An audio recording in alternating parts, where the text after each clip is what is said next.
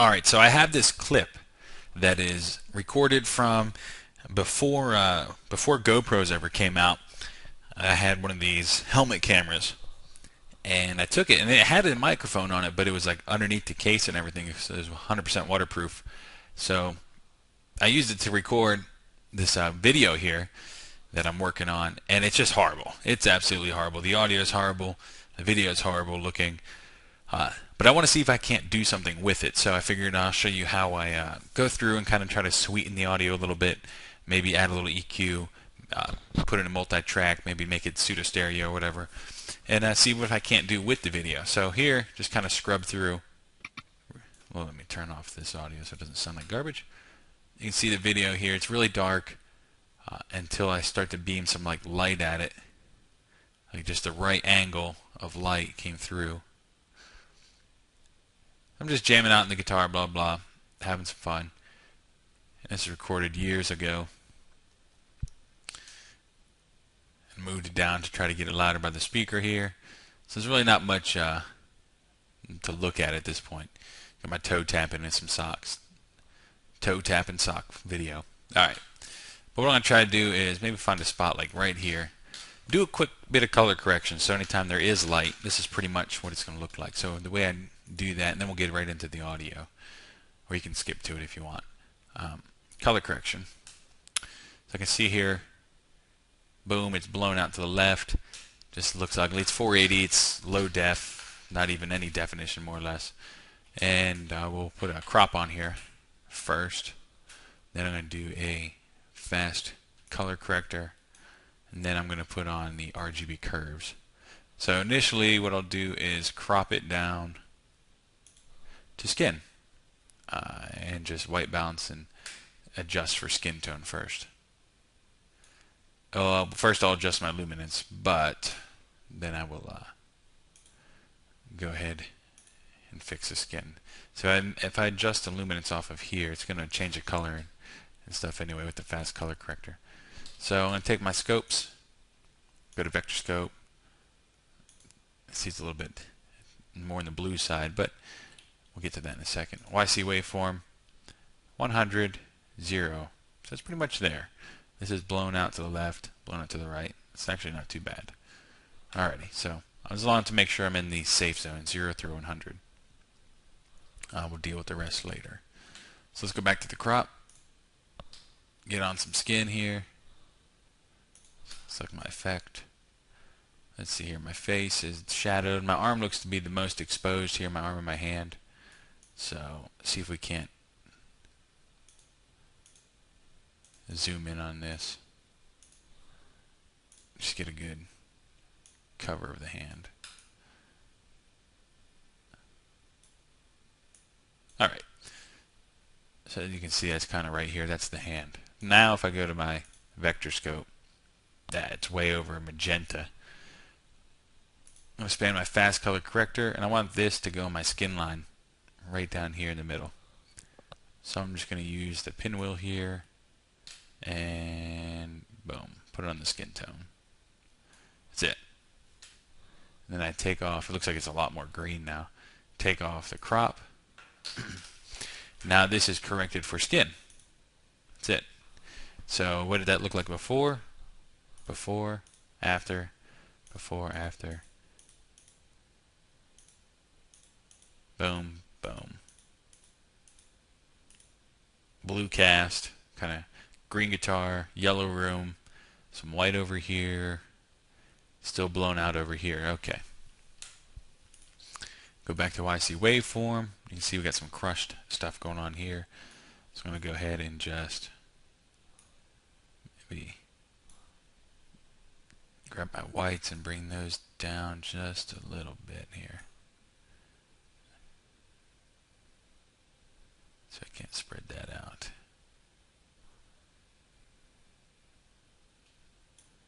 Here. There we go. That's that. Okay. Go ahead and if I put my crop back on, turn off fast color corrector, go to my vector scope, Still on the skin tone line. See that? Cool. Take off the crop. Turn on fast color corrector. Then if I really want to get fancy with it, I go to my RGB curves. And I can see here my green's still a little bit blown out. Kind of want these to be even. My blue's way down now, but it did do some good correction. But if I wanted to make this kind of pop a little bit more, I can play with my saturation here. Boost my saturation. Spread out the contrast. Bring down my greens a little bit. And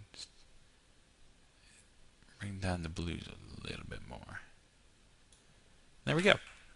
So that's pretty much all the color correction I'll do with this video, particularly because the video itself, again, is pretty bad. But anytime there actually is a little bit of light, go ahead and just fix that. That way it doesn't look too bad. The biggest thing with this thing is audio. The audio is really bad. So we're going to go ahead and I'm going to right click, go back to editing. You can use the shortcut keys. Go back to editing. Here's my audio channel right now.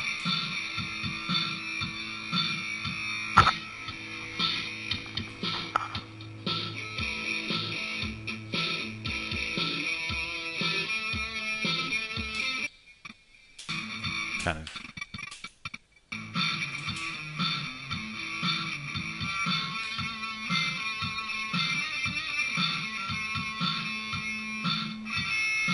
of tweaking out a little bit.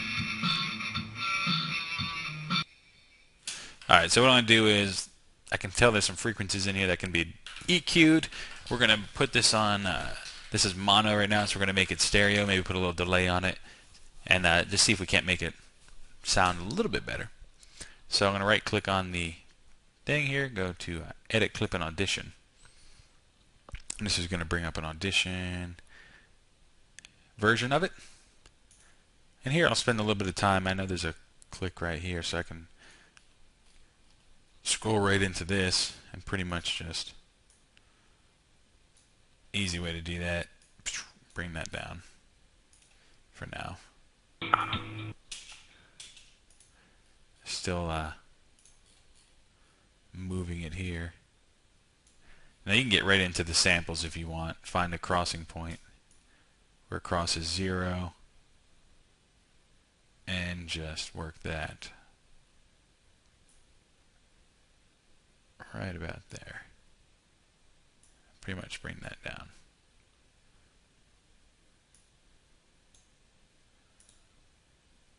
And then work right on that one. Crosses 0 here, and then crosses 0 here.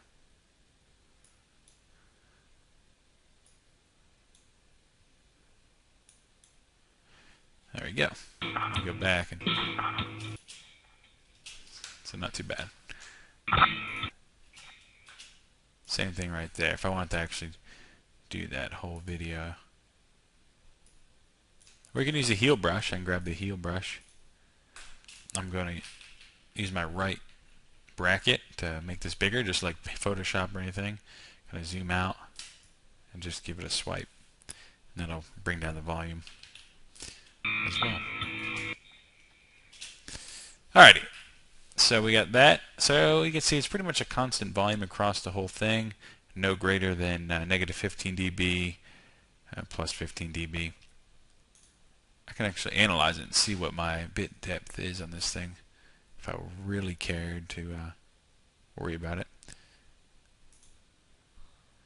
And scan the channel here. What kind of bit range am I working with? 32. Measured. Possibly clip sample 0. Dynamic range, that's a big one you look for if you want to add effects and stuff. 32 dB. 36 dB, I'm sorry. Not much. That's enough for what we're going to need it for. So I'm going to make a new multi-track session. Call this location. It's in my temporary folder spot. I have a separate hard drive for audio.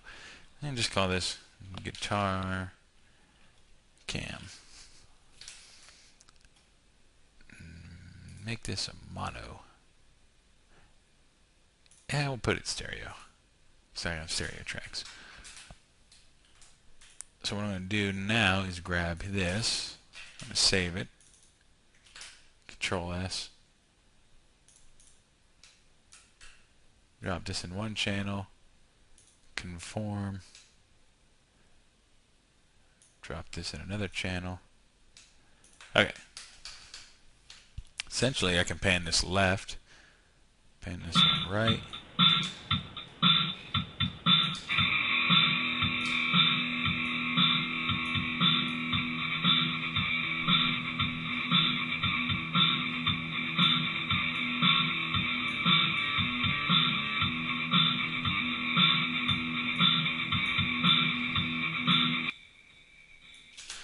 Now let's say I just want to work on the audio. Before maybe I want to do anything, I'm going to go ahead and work on this audio a bit. So I'm going to go into, what do they call this up here? Spectral pitch display. And just kind of see where my majority of the work is. You can see it's really blue right around 1000, between 1000 and 2000. Let me zoom in. So there's a lot of stuff going on here. So if I go to my effects, drop in an EQ, parametric. I'll work on this real quick, just deselect all these parametric stuff here. If you're not working on a channel, it's good just to deselect it. I'm going to make my range negative 30 dB. I don't need to go full 90 below floor noise. And then I'm going to just select my first one. I'm going to go to the 1000 hertz range here and turn it on.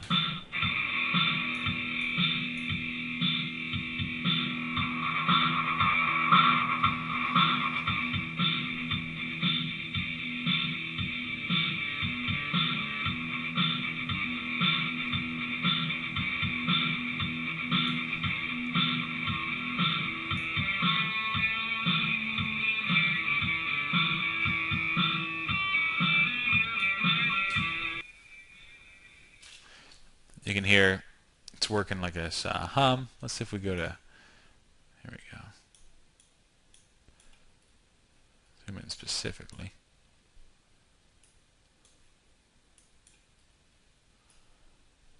Right at 1.4K. So I can get right in here and really get it, pinpoint that.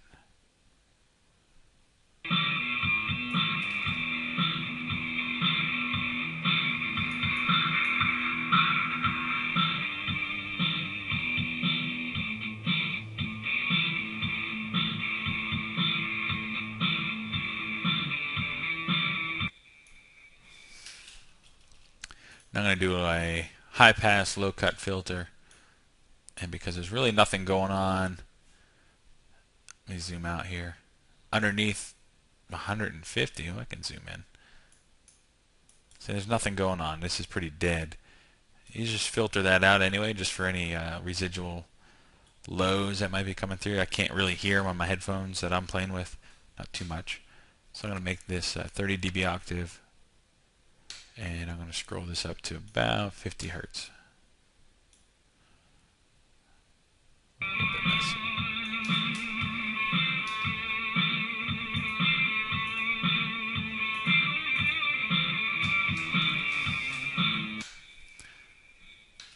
So I got that, and let me zoom back out and see where else is going on here.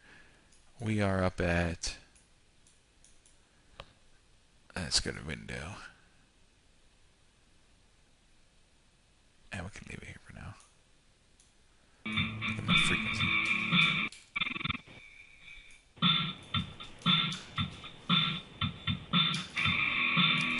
You can see when I put on the EQ right here.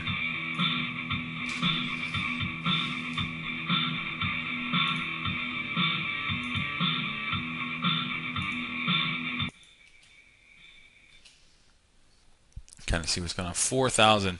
Highest range of this thing is going up to 4,000. So anything above, there's nothing going on above 4,000 hertz. So you can see the dynamic range of this audio is very poor because it's coming from a internal microphone on a essentially helmet camera. So if I turn on my low pass high cut filter, I can essentially bring this down to about 4,000. Put this at 30 dB octave. And that's pretty much it. Don't need anything else.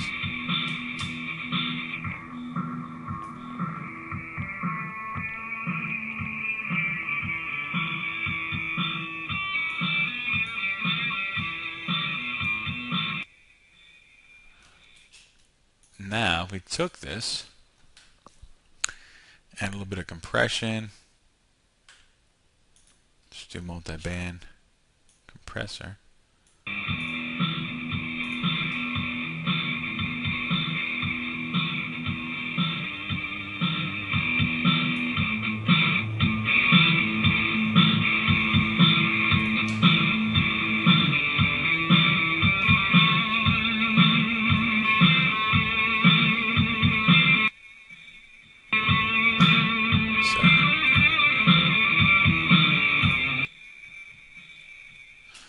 It still sounds horrible.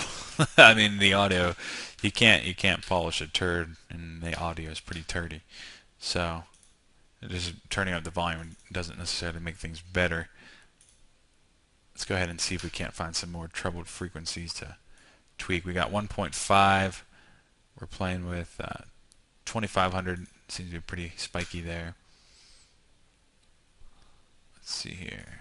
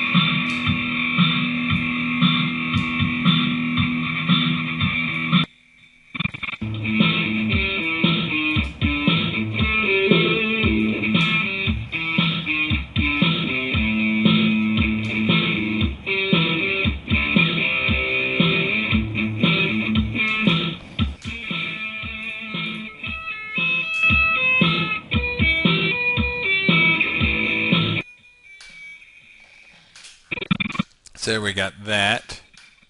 Now if we added, let's just say I'm just a single mono track and a little bit of delay. I'm talking 35 millimeters here, a little less. Give it that stereo.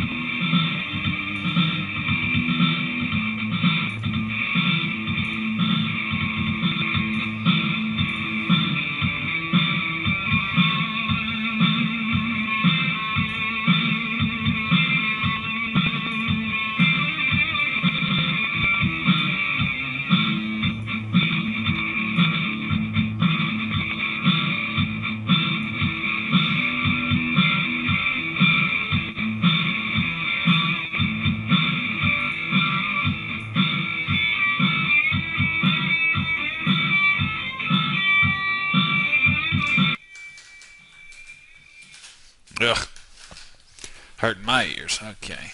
Turn that down a bit. So what else are we looking at here? So maybe some delay, maybe not. Just to play around with it.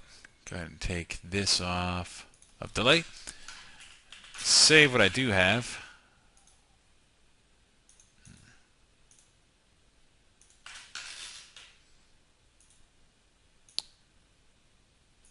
And why won't you? Oh, because it's open in the track. Delete that. And then we probably save this here. Save. Nope. Delete that. Still looking for it. Close all files. No to all. Okay. Control Z. Well, that's no bueno.